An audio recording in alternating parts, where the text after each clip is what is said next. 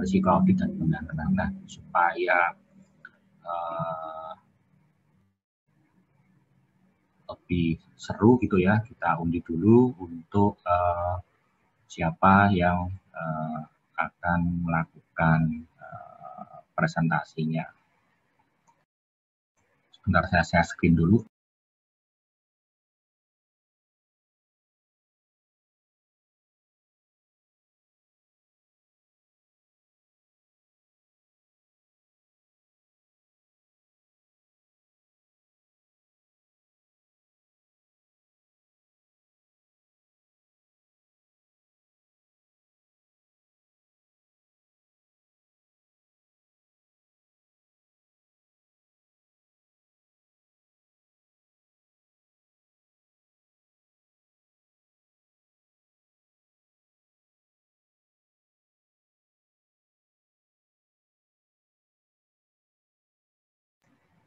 Oke, sudah kelihatan ya?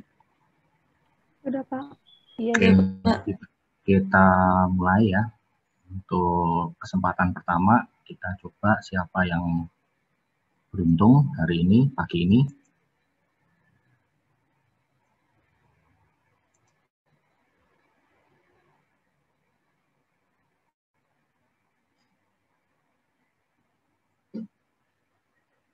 Oke,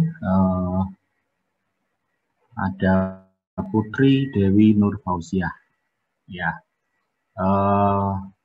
silahkan melakukan presentasi, gitu ya, berbagi ke kita, gitu ya, pemahaman Putri terkait dengan risiko audit dulu, gitu ya. Oke, waktu dan tempat saya persilakan.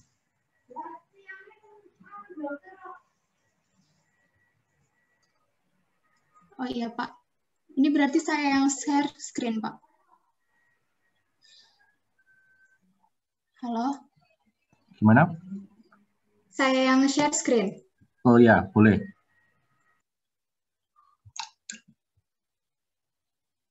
Oh, nggak bisa, Pak.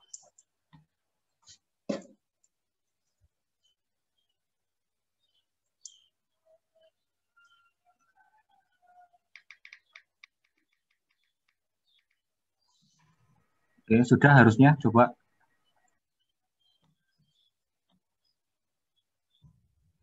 Oh, soalnya Bapak masih sharing, jadi saya nggak bisa.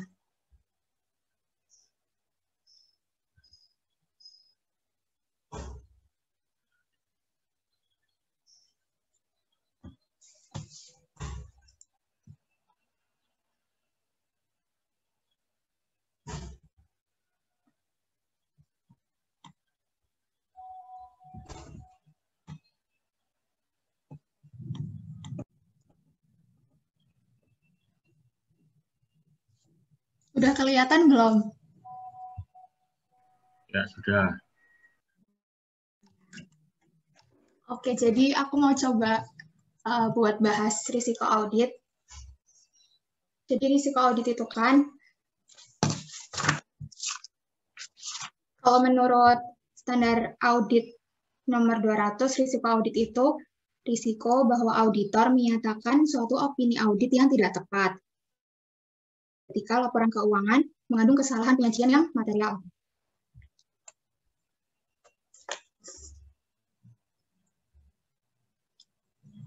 Nah, kalau konsep fundamental yang mendasari proses audit itu kan auditor dapat memberikan jaminan memadai. Jadi risiko audit itu tuh enggak mutlak gitu loh, tapi relatif. Jadi nanti tiap perusahaan tuh pasti beda-beda risikonya, beda-beda materialitasnya. Jadi enggak saklek ada ukuran tertentu gitu. Terus ada dua macam risiko. Kalau dari sisi klien, itu ada risiko bawaan atau inherent risk. Itu risiko salah saji dalam laporan keuangan yang tidak disebabkan oleh faktor SPI. Terus kalau yang risiko pengendalian atau control risk, itu risiko SPI tidak mampu mencegah dan mendeteksi salah saji dengan segera. Jadi nggak bisa langsung diproses gitu kalau misal dia ada salah. Terus kalau dari sisi auditor, risikonya itu terdiri dari risiko deteksi sama risiko audit. Kalau risiko deteksi itu berarti risiko auditor gagal mendeteksi salah saji material. Padahal auditnya udah direncanakan dan dilaksanakan sesuai sama standar audit. Nah, kalau risiko audit, dia salah dalam ngasih opininya. Jadi kalau di risiko deteksi ini tuh auditornya nggak salah ngasih opini gitu, tapi kalau di risiko audit, dia salah ngasih opininya. Terus,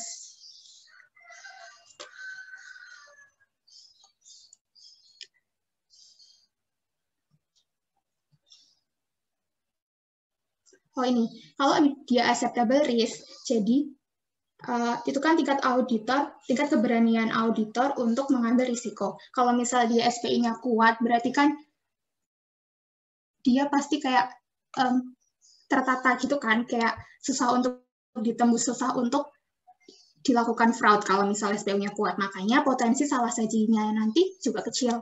Terus risiko deteksi sama risiko auditnya jadi gede deh. Terus habis itu risiko perikatan audit.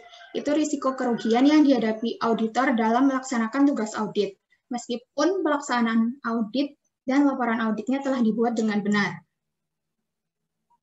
Risiko perikatan itu berhubungan sama risiko bisnis atau kegagalan bisnis yang berimbas pada tuntutan hukum kepada auditor.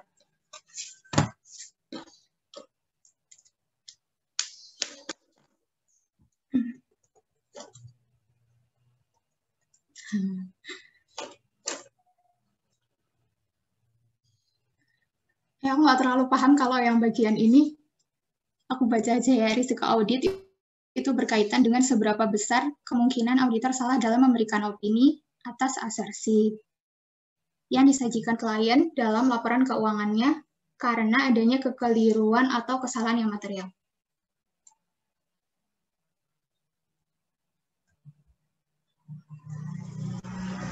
Nah, terus ini tuh kayak prosesnya gitu. Jadi, sebelum menilai risiko, kita harus lihat dulu gimana sih keadaan bisnis apa industrinya klien. Ini kayak step yang kemarin, yang di pertemuan lalu kita bahas step-stepnya. Terus habis itu, setelah kita tahu bisnis and industrinya klien, kita nilai resiko bisnisnya dia. Habis itu, kita lihat kesalahan material yang mungkin ada tuh seberapa, terus kita bagi deh mana yang inherent, mana yang control risk, kayak gitu.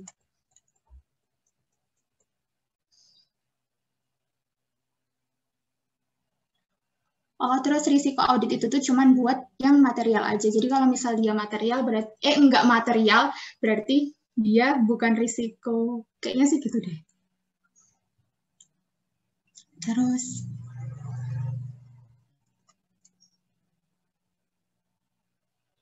ini mirip sama yang langkah-langkah yang tadi. Jadi sebelum melakukan penilaian atas risiko tuh ngelakuin ini digunakan apa, lihat gimana sifat bisnis entitasnya, gimana industri kliennya tuh kayak gimana, kayak gitu. Mirip sama yang ini, kayak gitu. Udah Pak. Halo. Ya. Udah. Maaf ya gitu Pak, masih aja. banyak kurangnya. Iya. Oke, sekarang mungkin saya nanya aja ya, Putri ya. Ya. Menurut kamu gitu ya, mungkin teman-teman yang lain nanti juga boleh tambahkan. Kira-kira buat apa sih auditor itu melakukan penilaian risiko? Kayaknya buat supaya nanti waktu menentukan tingkat materialitasnya ya Pak. Kan nanti awalnya menentukan seberapa besar materialitas yang mau dipakai gitu. Nah, untuk menentukan materialitasnya itu dilihat dari risikonya gitu. Asumsikan gini gitu ya, saya klien gitu ya, saya ingin laporan keuangan saya itu diaudit oleh Putri gitu ya. Nah, kira-kira apa gitu ya yang yang mendasari gitu ya Putri untuk saya mau lihat risikonya nih gitu kan. Saya kan kepingin nih laporan keuangan saya diaudit Putri gitu ya. Putri bilang gitu, saya harus lihat dulu risikonya gitu. Nah, maksud saya sebelum kita ngomongin gitu ya, membicarakan mengenai risiko salah satu materialnya gitu ya, kira-kira apa nih gitu ya dasarnya gitu ya, sebelum kita masuk ke dalam gitu ya, melihat laporan keuangan itu salah satu atau enggak, buat apa sih kita menentukan risiko? Karena kan di gambar tadi kan sempat melihat tuh di atas di prosedurnya kita melihat dulu bisnisnya seperti apa. Nah, kira-kira apa sih, ngapain sih gitu auditor harus seperti itu? Kalau yang lain ada yang bisa memberikan ini, bantu Putri, silahkan.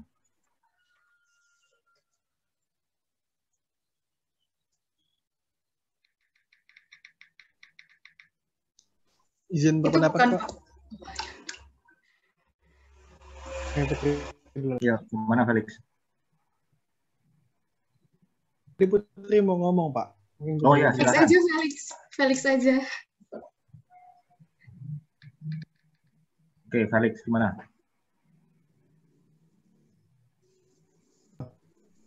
Kalau saya lihat Pak, di sini kan auditor emang punya risiko ya Pak di sini.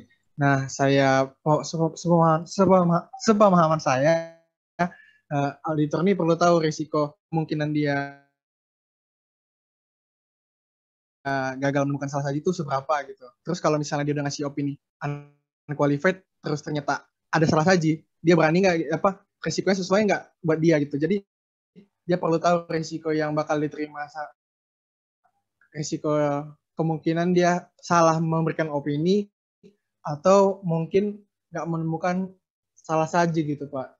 Jadi dia perlu tahu berapa sih risiko yang dihadapi dari si klien ini dengan dia mengaudit laporan keuangan klien gitu Pak. Oke, nah ini bagus nih jawabannya nih. Jadi ketika kalian gitu ya, jadi auditor gitu ya, kalian harus melihat risiko gitu ya, menilai risikonya. Karena apa? Kalian kan berprofesi sebagai auditor gitu kan. Hasil audit kalian itu akan digunakan oleh pihak lain gitu ya. Ingat definisi audit kemarin itu kita melakukan audit secara sistematis gitu ya, menguji asersi dan nanti menyampaikan hasilnya kepada pihak yang berkepentingan. Nah, yang jadi concern di sini adalah pihak yang berkepentingan. Jadi risikonya di situ. Nah, kalau kalian menyampaikan informasi yang salah kepada pihak yang berkepentingan, nah itu kan kalian nanti akan apa ya? Satu gitu ya, kalian akan bisa dituntut juga. Gitu ya. Sekalian sebagai auditor itu akan kurang baik gitu ya, karena kalian tidak melakukan assessment terhadap resikonya ketika menerima penugasan sebagai auditor gitu ya. Oke, bagus. Ada yang lain yang menambahkan?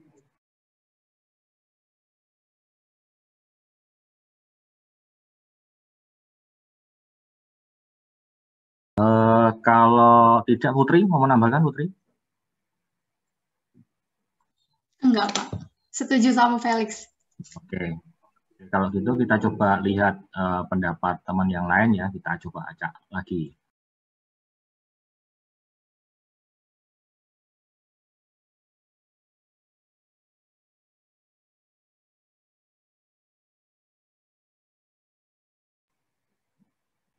Oke, siap. Lagi yang beruntung untuk presentasi hari ini.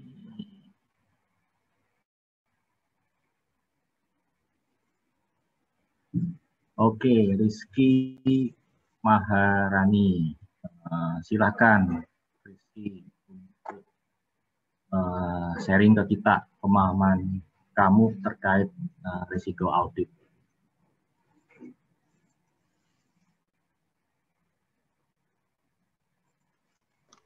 Oh, perlu share screen apa enggak, Pak? Silahkan mau share screen boleh, mau enggak juga boleh. Saya nggak usah aja ya, Pak. Cuma Oke, mau silakan. ngulang sama nambahin dikit yang punya Oke, Putri tadi.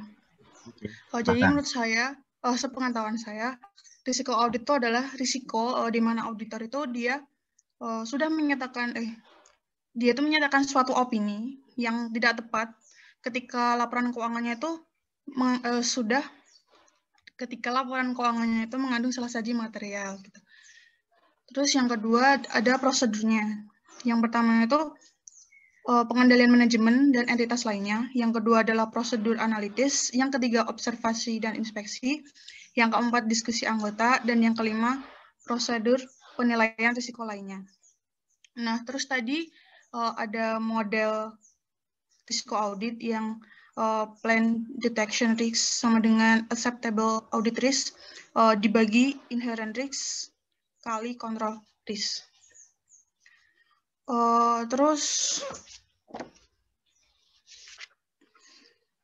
ya, yang PDR itu kan yang biar gampang aja disingkat plan detection risk itu disingkat PDR gitu aja ya Pak.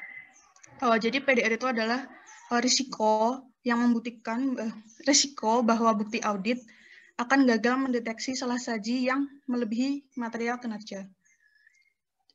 Yang kedua itu dia ada AAR, yaitu acceptable audit risk, di mana itu adalah ukuran kesediaan auditor untuk menerima bahwa laporan keuangan terdapat salah saji material setelah opini WTP diberikan oleh auditor terhadap laporan keuangan. Terus yang ketiga ada IR, yaitu inherent risk. Itu adalah ukuran penilaian auditor atas kerentanan asersi salah saji material sebelum mempertimbangkan keefektifan dari pengendalian internal. Terus yang terakhir tadi dia ada control risk, itu adalah risiko yang tidak dapat dicegah dan dideteksi secara dengan segera. Gitu, Pak. Kalau gitu saya tanya ya. Iya. Tadi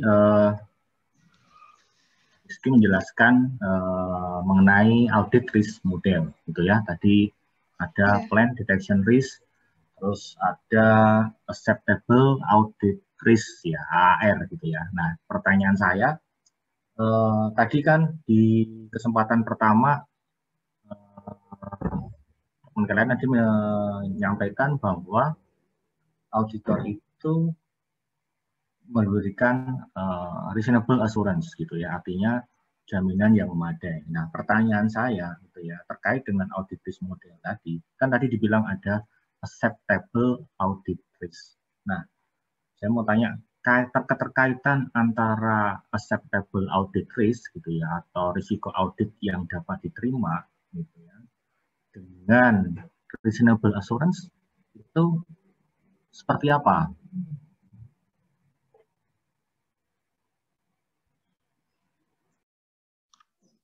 Sebentar, Pak. Saya baca lagi. Oke, nggak apa, silakan. Ya, mari menunggu gitu ya. Ada yang lain yang bisa ini, ayo kita diskusi.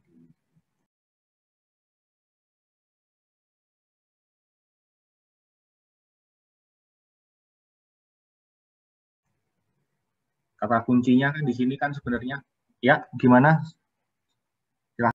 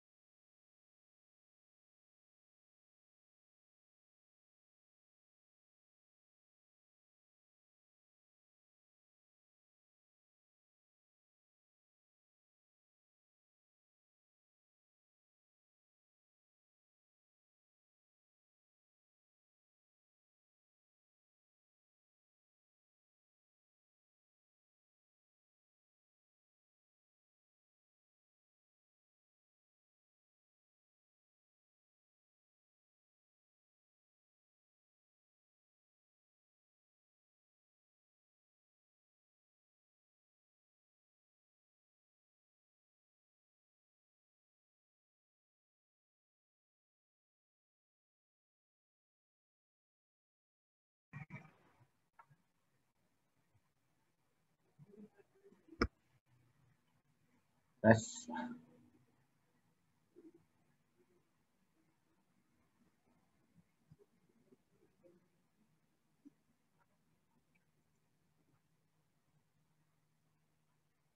Tes. Dengar suara saya? Terdengar Pak. Ya. Sorry, tadi gimana? Bisa diulang? Bila? Ya, sorry.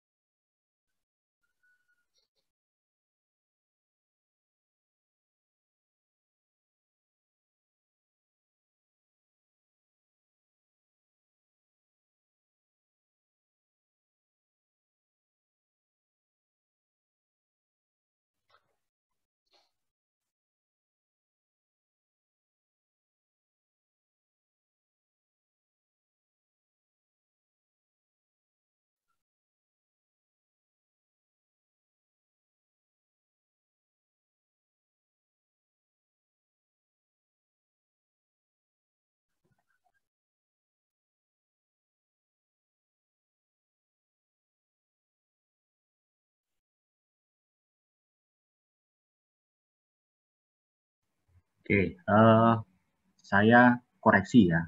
Pertama dari pernyataan Salsabila tadi, satu, yang memberikan reasonable assurance di sini adalah bukan manajemen, tapi kalian sebagai auditor.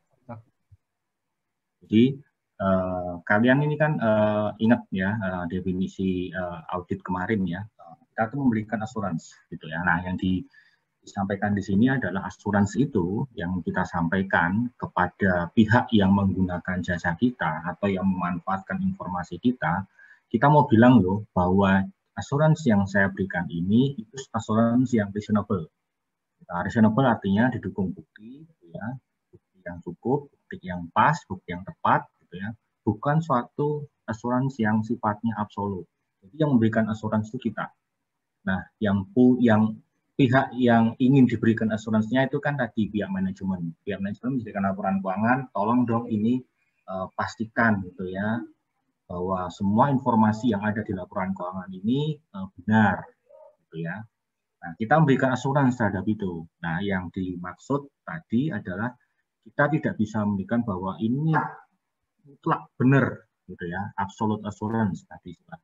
Tapi reasonable assurance. Nah, ini mungkin koreksi pertama terkait tadi pihak yang memberikan reasonable assurance. Nah, keterkaitannya dengan acceptable risk itu sederhana banget sebenarnya konsepnya. Jadi ketika kalian menerima atau penugasan audit gitu ya, nah kalian akan menghadapi risiko di mana kalian akan memberikan opini yang salah.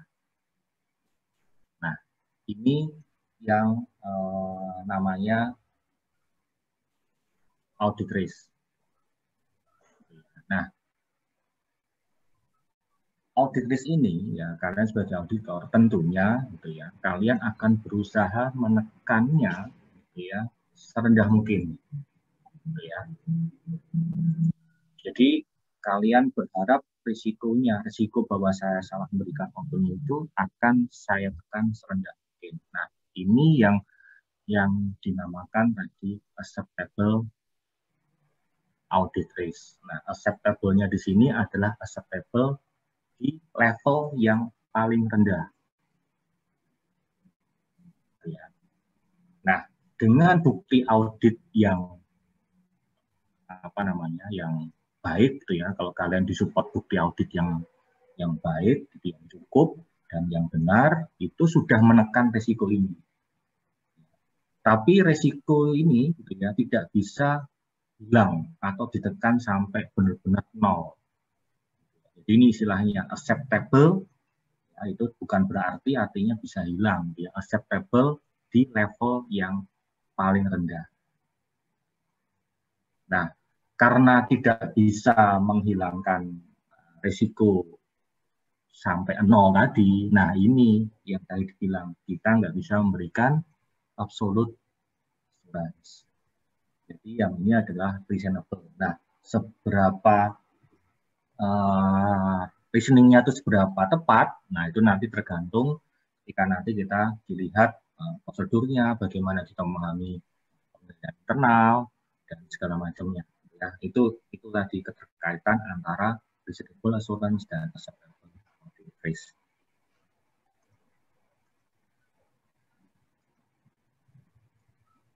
Itu mungkin penjelasan dari saya. Ada lagi yang ini ingin menambahkan? Kita masih punya waktu berapa menit?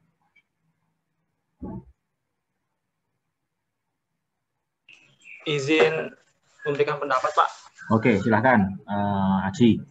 Pertanyaan juga gitu, Pak. Mungkin paraphrase pernyataan Bapak tadi. Jadi kalau yang sepenangkapan saya itu, tingkat acceptable risk itu merupakan suatu tingkat di mana si auditor itu memiliki keyakinan bahwa mungkin laporan keuangan kliennya itu masih mengandung salah saji gitu ya. Walaupun si auditor ini sudah melakukan proses audit sesuai dengan standar gitu ya. Sehingga dari laporan auditnya itu mungkin masih ada kesalahan yang tidak terdeteksi gitu ya, Pak. Jadi makanya dibilang kalau misalkan tingkat keyakinannya itu mendekati 0, berarti itu auditor yakin bahwa laporan keuangannya itu sudah tepat. Jadi misalkan kalau seandainya ada assurance keyakinan gitu, assurance percentage gitu ya, berarti si acceptable risk ini bakalan jadi faktor pengurangnya gitu, Pak. Misalkan acceptable risk-nya itu kemungkinan kesalahannya cuma 2%. Berarti keyakinan auditornya terhadap laporan keuangan itu sudah benar gitu, sudah dibenarkan, itu berarti 98% gitu, Pak, keyakinannya gitu. Apakah benar begitu, Pak? Iya.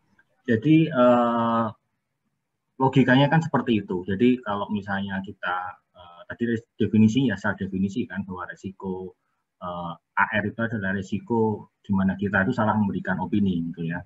Jadi kalau kita sudah menekan itu ke level yang, ya saya nggak bilang apakah 2%, 9% itu ini ya, artinya itu angkanya belum ada gitu. Jadi kalau kita bilang 90% laporan kita benar itu kita nggak bisa serta-merta bilang seperti itu gitu ya, karena tadi sebenarnya perhitungan dari persentase ini ya, pengalaman saya gitu ya, itu tidak bisa sepenuhnya kuantifikasi ya.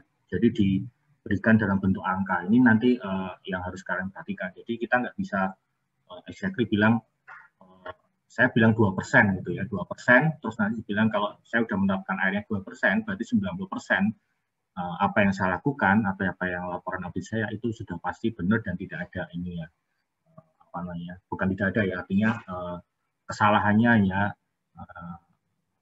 minimal. Itu tidak bisa seperti itu. Jadi risiko ini sebenarnya adalah sesuatu yang harus kita lakukan gitu ya, berapapun angkanya gitu ya. Tidak ada yang bilang 90%, 10% gitu ya. Itu angka yang bagus yang mana Pak, angka yang risiko yang mana, itu tidak ada. Tapi sepanjang auditor itu sudah melakukan assessment atau menggunakan resiko, ya, penilaian resiko, itu sudah dianggap kita sudah melakukan prosedur yang tepat. Ya. Tapi angkanya ini jarang sekali kita ditanya kok 10%, kok 15%, kok 2% gitu ya. Itu tidak ada angka yang pengalaman saya gitu, angka yang bisa jadi patokan gitu ya, patokan bahwa ini angka yang pas, dan rata-rata auditor itu audit risk-nya AR-nya adalah 5%. Itu tidak ada ini yang pasti gitu ya, angka yang pasti. 5% menurut Felix, 5% menurut Aji, 5% menurut saya, itu bisa berbeda. Karena ada tadi pertimbangan kualitatif di situ, tidak serta-merta angka gitu yang bisa dikuantifikasi. Itu penjelasan saya. Gimana, Aji?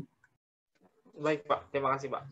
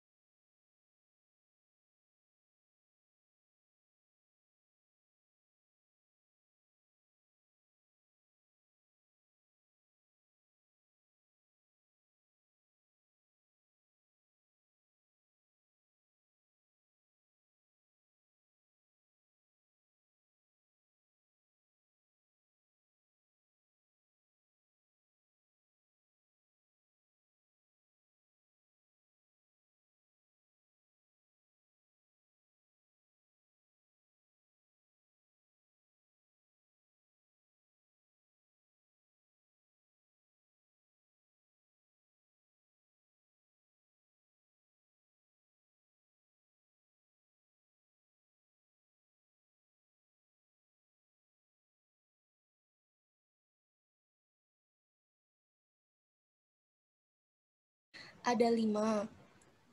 Yang pertama ada control environment. Dia mencakup tentang terdiri dari tindakan kebijakan dan prosedur yang mencerminkan sikap menyeluruh manajemen puncak, direktur dan komisaris, dan pemilik suatu satuan usaha terhadap pengendalian dan pentingnya terhadap satuan usaha tersebut.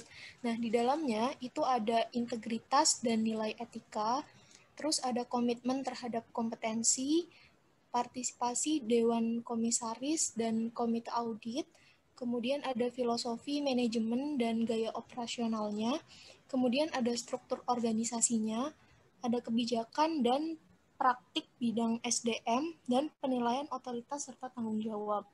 Nah, untuk yang kedua itu ada risk assessment. Nah, risk assessment ini adalah kesadaran manajemen terhadap kesalahan atau kecurangan ataupun inefisiensi dalam proses bisnis yang dilakukan oleh entitasnya.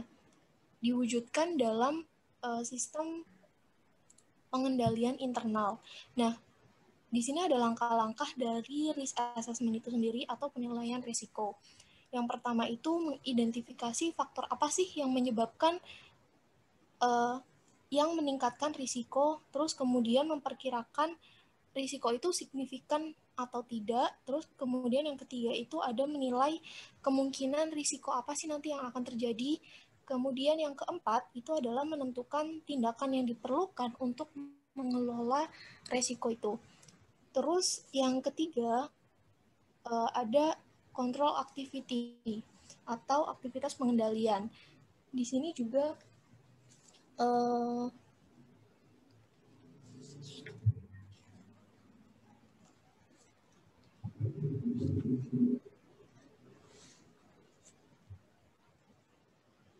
di sini juga ada 5 pengendalian aktivitas, yaitu diantaranya ada pemisahan tugas yang memadai. Terus pemisahan ini itu dilakukan untuk meminimalkan potensi kecurangan melalui penyalahgunaan wewenang dan tanggung jawab. Terus ada otorisasi, transaksi, dan aktivitas bisnis. Ini juga untuk mengurangi risiko atau mencegah risiko kecurangan melalui penyalahgunaan wewenang dan tanggung jawab. Terus yang ketiga itu adalah dengan dokumen dan pembukuan yang memadai. Terus yang keempat yaitu pengendalian fisik atas aset dan pembukuan. Dan yang kelima adalah pengecekan kinerja secara independen. Maksudnya adalah prosedur atau sistem yang dirancang untuk mendeteksi kesalahan atau kecurangan sedini mungkin. Terus yang keempat itu ada informasi dan komunikasi, di mana tujuannya yaitu untuk memulai, mencatat, memproses atas laporan transaksi yang dilakukan entitas dan mempertahankan akuntabilitas aset terkait. Jadi di informasi dan komunikasi ini itu untuk melancarkan arus informasi dan komunikasi baik untuk internal entitas maupun untuk hubungan dengan lingkungan eksternal entitas. Terus yang kelima itu ada monitoring. Monitoring ini dia berhubungan dengan pengendalian berhubungan dengan penilaian dari mutu pengendalian internal yang dilakukan oleh manajemen. Nah, tujuannya ini untuk menentukan apakah pengendalian itu telah beroperasi sesuai yang diharapkan dan telah melakukan modifikasi apabila dibutuhkan. Begitu, Pak. Untuk yang penilaian pengendalian internal oleh auditor, ya juga atau tidak ya? Oke, mungkin di situ dulu ya, berhenti di situ. Baik. Oke, yang dijelaskan Septi ini tadi adalah rangka pengendalian internal, gitu ya. Nah, mungkin rangka pengendalian internal ini adalah bagaimana, gitu ya, kita itu mencoba untuk memahami, gitu ya, pengendalian internal itu framework-nya seperti apa. Tapi mungkin pertanyaan saya nih, Septi, ya, kalau tadi kita di awal bicara mengenai risiko gitu ya. Terus sekarang ini pengendalian gitu ya. Kira-kira saya dibantu untuk dijelaskan nggak? Sederhana aja deh. Apa sih keterkaitan antara risiko dan pengendalian? Boleh pakai contoh yang sederhana boleh. Jadi tadi kita ngomongin risiko, terus ngapain gitu kita berikutnya kita ngomongin pengendalian. Kira-kira konteksnya di mana nih keterkaitannya? Oke, sederhana aja, Catherine. Oke, Pak. Kalau menurut saya ya, Pak, kalau misalnya sistem pengendalian internalnya itu kuat, kan berarti risiko berarti kan kalau misalnya sistem pengendaliannya itu kuat, berarti risikonya itu, risiko dari pengendaliannya itu rendah kan, Pak? Sebentar, Pak. Gini aja deh, contoh sederhana deh. Sekarang risikonya ya, saya ngomong sekarang yang apa ya, kita ambil contoh yang sederhana aja. Risikonya adalah di luar banyak orang tanpa gejala COVID-19. Risiko gitu ya, salah satu risikonya gitu. Nah, kira-kira kalau kamu gitu ya, kamu melakukan sesuatu, apa yang kamu lakukan gitu ya terhadap situasi itu tadi, risiko tadi. Misalnya kamu ingin ke mana, ingin pergi gitu ya. Kira-kira apa yang kamu lakukan dengan risiko seperti itu?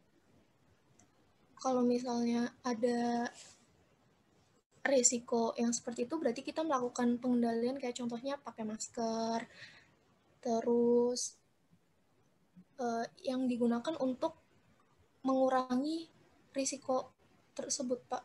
Ya, jadi pengendalian adalah sesuatu yang kita lakukan untuk mengurangi risiko tadi kan, ya, keterjadiannya gitu ya. Kalau kita mau dengan kondisi pandemi seperti ini, ya kontrol kita, pengendalian kita adalah kita bawa masker, kita pakai masker, kita bawa sanitizer, gitu ya. Kita cuci tangan setiap kali, gitu ya. Itulah adalah contoh pengendaliannya. Tapi dengan pengendalian itu kan tidak menghilangkan risikonya kan, risiko tetap ada, gitu ya. Yang kita coba antisipasi adalah mengurangi keterjadiannya. Jadi mungkin dipahami dulu konsepnya, mengapa kita harus tadi belajar mengenai konsep risiko, gitu ya, tadi dijelaskan oleh teman kalian tadi. Terus sekarang kita ngomongin pengendalian internalnya. Nah, risiko di sini sesuatu yang tadi ya kita nggak bisa hindari ya, sesuatu yang bisa salah ya, what can go wrong kalau istilahnya. Jadi kita dengan pengendalian ini kita coba untuk melihat bagaimana gitu ya mengurangi keterjadiannya. Nah, untuk mengurangi keterjadiannya tadi kita harus paham kerangkanya seperti apa sih komponen dari pengendalian internal itu yang tadi dijelaskan oleh. Oke, ada yang lain yang mau memberikan pendapat? Silahkan.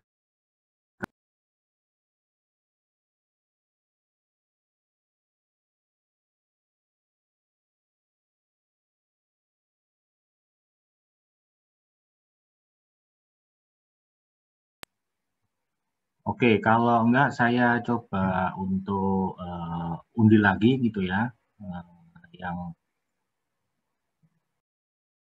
untuk melengkapi apa yang dijelaskan oleh Septi.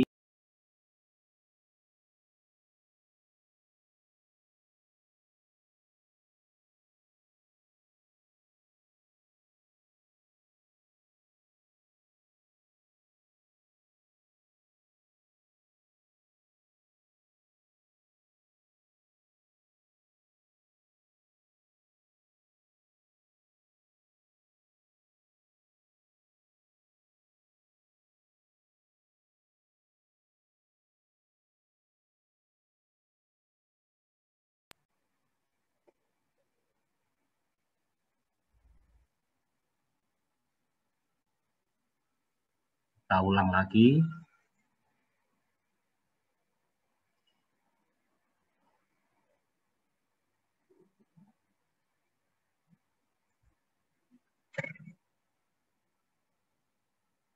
Oke, Yusma.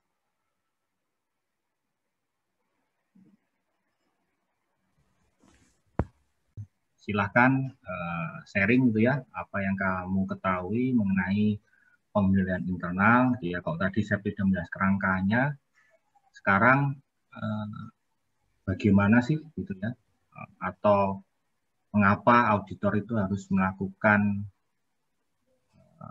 atau harus memahami pengendalian internal, gitu ya, melakukan pengujian, memahami dan melakukan pengujian atas pengendalian internal. Silahkan. Jadi penilaian pengendalian internal oleh auditor itu karena auditor pertama itu harus memperoleh terbagi dari 4 fase. Yang pertama, auditor itu harus memperoleh dan mendokumentasi pemahamannya. Nah, pemahaman ini bisa diperoleh itu pertama melalui kuesioner atau wawancara atau evaluasi atas dokumennya. Dokumentasi itu bisa digambarkan menggunakan naratif atau bagan alir ataupun kuesioner yang sudah terisi. Setelah mendapatkan pemahaman itu, nantinya auditor akan mengevaluasi pelaksanaan sistem pengendalian internalnya. Nah, kenapa auditor perlu untuk memahami sistem ini? Karena dari situ auditor akan mendapatkan informasi apakah laporan keuangan itu dapat diaudit. Setelah itu, auditor akan memasuki fase yang kedua, yaitu melakukan asesmen terhadap risiko pengendaliannya. Alat yang biasa digunakan dalam asesmen ini biasanya disebut control risk. Yang pertama itu langkahnya adalah mengidentifikasi pengendalian yang ada. Setelah itu, mengidentifikasi pengendalian utama yang hilang, terus memperhatikan adanya kemungkinan pengendalian tambahan sebagai alternatif pengganti pengendalian yang hilang, terus mengidentifikasi dan mengevaluasi celah pengendalian, celah signifikan, dan kelemahan material. Setelah itu, menemukan kemungkinan adanya salah saji yang muncul. Selanjutnya, akan masuk ke fase yang ketiga, yaitu di mana auditor akan melakukan perancangan, pelaksanaan, dan evaluasi pengujian pengendalian. Di sini, prosedur pengujian SPI sendiri, yang pertama ada wawancara dengan staf terkait, setelah itu evaluasi dokumennya, observasi prosedur pengendaliannya, dan pengerjaan ulang prosedur SPI-nya. Yang pertama itu tujuan perancangan. Kenapa perlu adanya tujuan perancangan ini? Yang pertama untuk mengetahui sampai sejauh mana pengendalian itu dilakukan. terus mengetahui konsistensi penerapan pengendalian. Setelah itu mengetahui siapa yang bertanggung jawab atas pengendalian tersebut.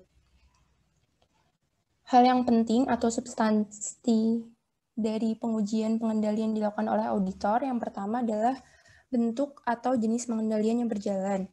Yang kedua, frekuensi dari penerapan pengendalian dan peran dan manfaat pengendalian. Setelah itu akan masuk ke dalam fase yang keempat, yaitu fase terakhir di mana auditor akan menentukan risiko deteksi dan pengujian substantif. Udah, Pak.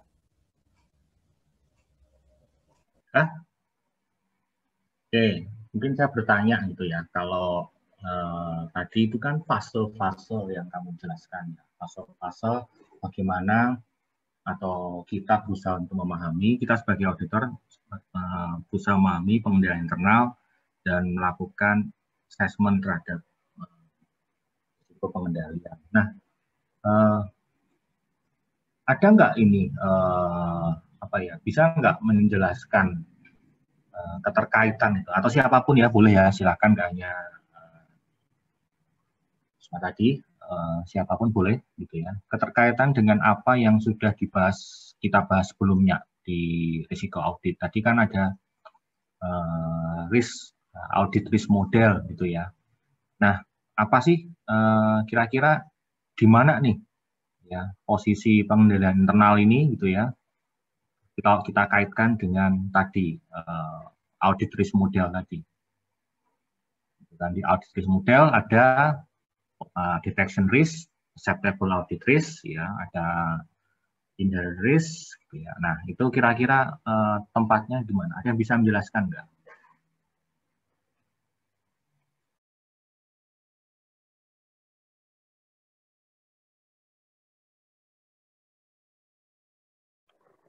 Izin menjawab, Pak.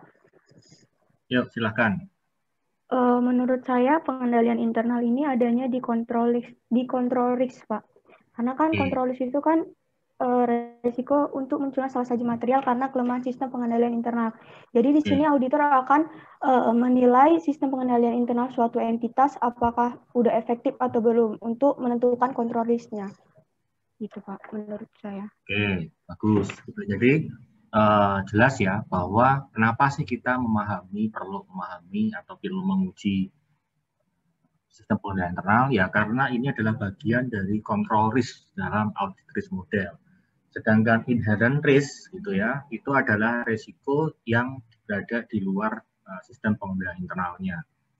Gitu ya. Jadi kenapa kita harus paham, gitu, harus menguji ya pengendalian internal, yaitu karena itu bagian dari audit risk model tadi, gitu ya. Salah satu komponen utama di situ. Nah, caranya bagaimana? Ya seperti yang tadi dijelaskan oleh teman kalian tadi, ada tahapan-tahapannya dari fase pertama, fase kedua, fase ketiga, fase keempat gitu ya. Fase pertama mendapatkan pemahaman, terus fase kedua kita mengakses untuk risiko pengendaliannya. Ya, terus yang ketiga kita melakukan pengujian. Ya, gitu. Nah, terus ingat di fase keempat ya, kalau kalian lihat di slide adalah kita sudah bisa menentukan plan detection risk dan pengujian substantifnya. Ingat, detection risk adalah bagian dari audit risk model gitu ya. Begitu kita selesai, kita melakukan assessment terhadap control risk yang jadi bagian dari audit risk model tadi, kita akan bisa menentukan plan detection risk-nya. Jadi logikanya seperti itu. Nah, bagaimana kita melakukan atau kita memahami gitu ya, kita melakukan pengujian, tentunya tadi seperti yang dijelaskan Septi di awal, kita harus memahami kerangkanya dulu seperti apa, bagaimana kita melakukan pengujiannya. Nah, ini juga nanti kalian harus lihat di standarnya gitu ya, bagaimana kita melakukan penilaian terhadap risiko, pengujian terhadap penilaian internal gitu ya, terus dampaknya terhadap proses audit yang kita lakukan nanti. Itu ada yang ingin berpendapat? Silahkan.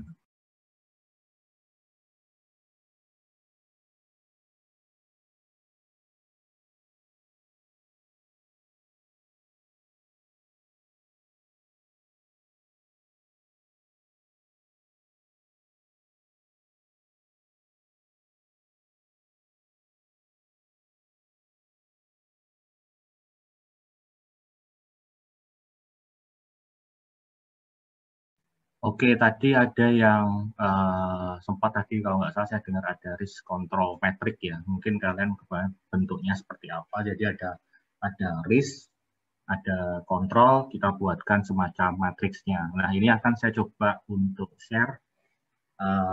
Ini konteksnya bukan laporan keuangan ya, tapi lebih untuk bisa menggambarkan ya, kalian bisa kebayang gitu ya. Kira-kira bentuk risk control metric ini seperti apa sih di realnya gitu ya. Nah, saya akan coba untuk bagi kalian.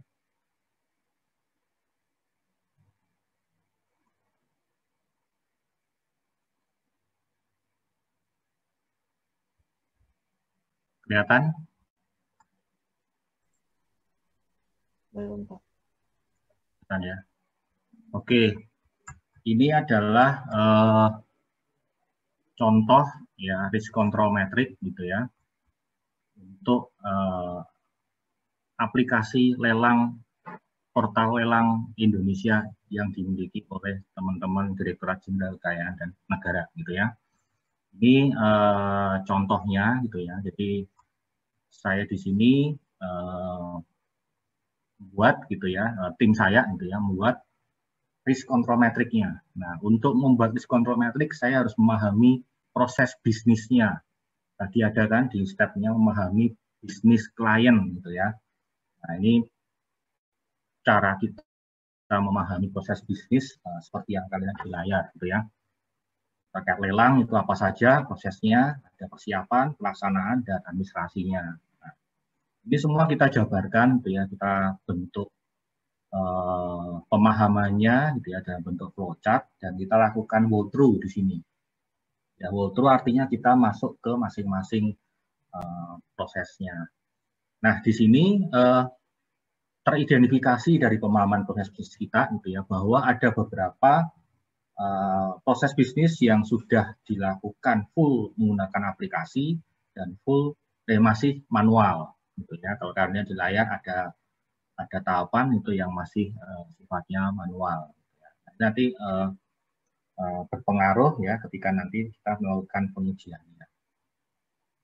Nah, ini dari flow tadi kita sudah mencoba memetakan risikonya di mana. Ya kalau kalian lihat dengan segitiga merah ini ya 1, 2, 3, 5, 4 ini 8 ini adalah risiko yang kita identifikasi ya, dalam proses pelaksanaan lelangnya.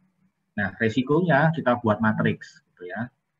Pertama satu ya pembuatan lot lelang tidak akurat gitu ya, tidak sesuai dengan permohonan dan ketentuan. Nah, ini resikonya bahwa lot lelangnya itu tidak akurat. Nah, pengendaliannya apa? Karena tadi ya, setelah kita lihat ada pengendalian aplikasi, ada pengendalian manual. Yang ini nanti kalian juga harus belajar, coba pelajari di materi yang saya berikan di psikologi.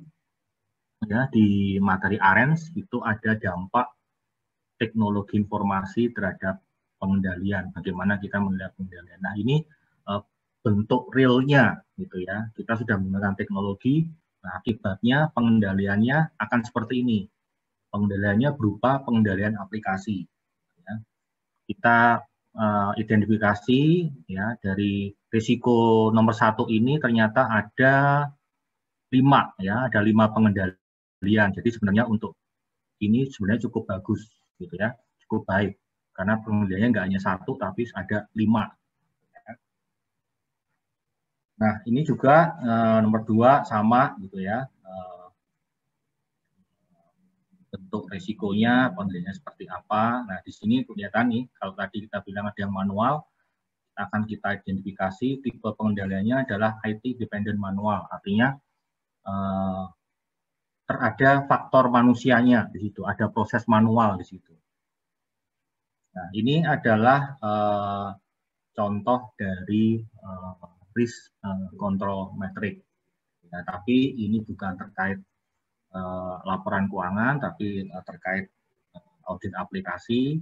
Tapi kalau menurut saya konsepnya masih relevan, gitu. Jadi risk control metric, ya kalian buat matriks mengenai risiko dan kontrolnya, pengendalian itu nanti kalian buat di sebagai auditor kan harus bisa melakukan itu. Nah, kalau terkait dengan laporan keuangan, artinya adalah kalian harus mengidentifikasi itu ya, ketika dalam proses laporan keuangan itu, misalnya contoh apakah perusahaan menggunakan aplikasi, gitu ya, aplikasi tertentu. Nah, ketika menggunakan aplikasi, kalian harus lihat nih seperti yang tadi saya share, ya.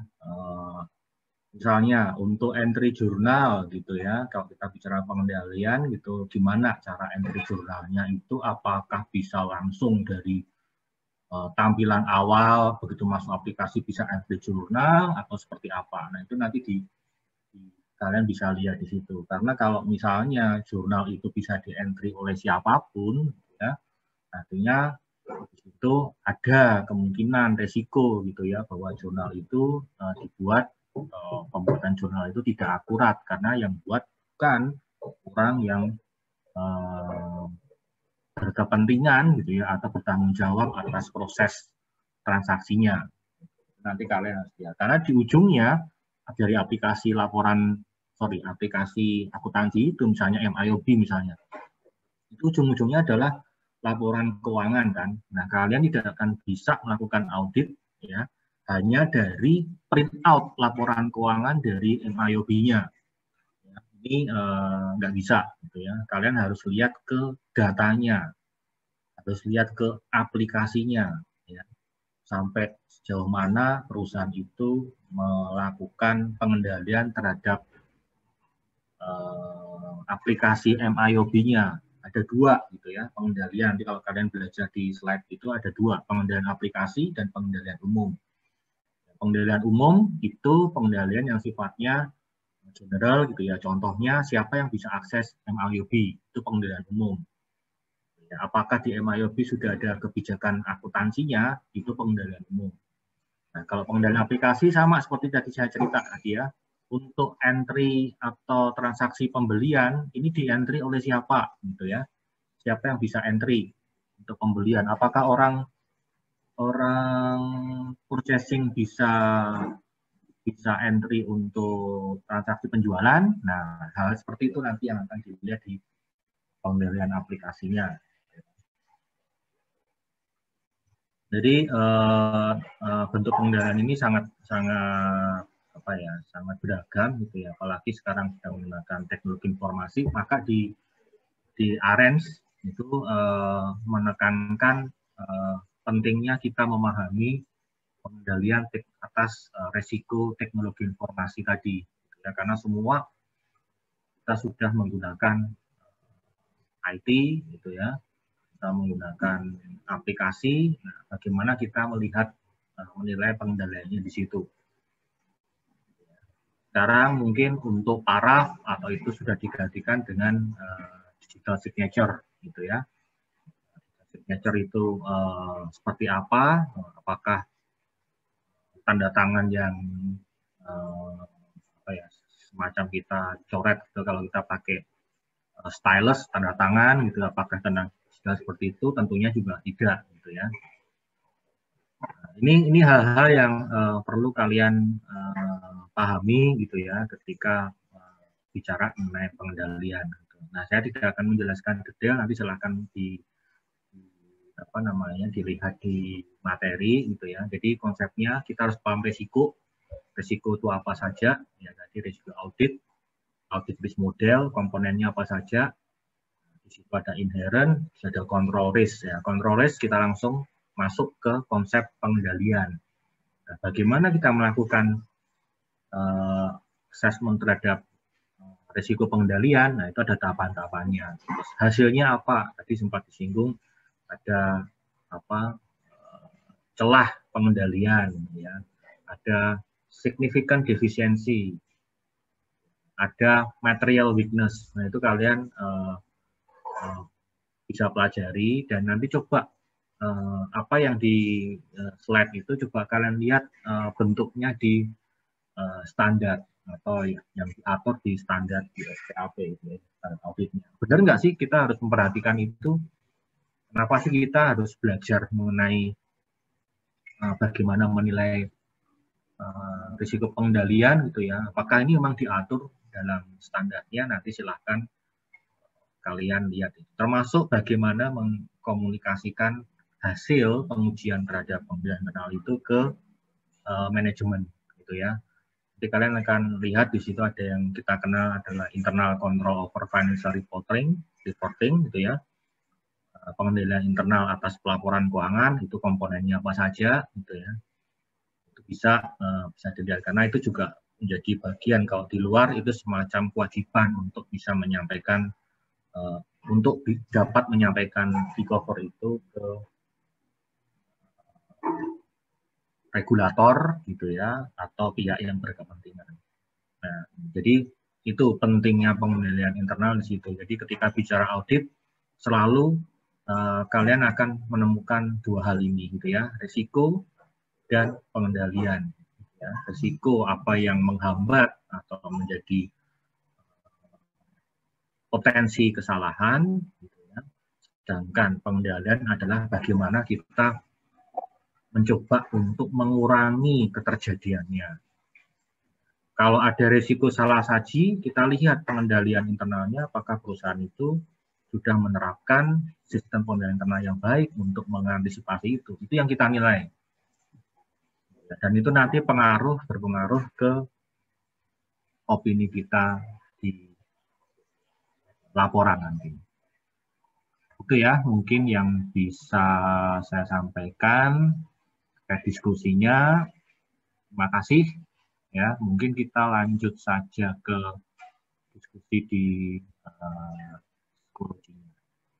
Itu kalau ada pertanyaan lain, masih ada waktu, silahkan.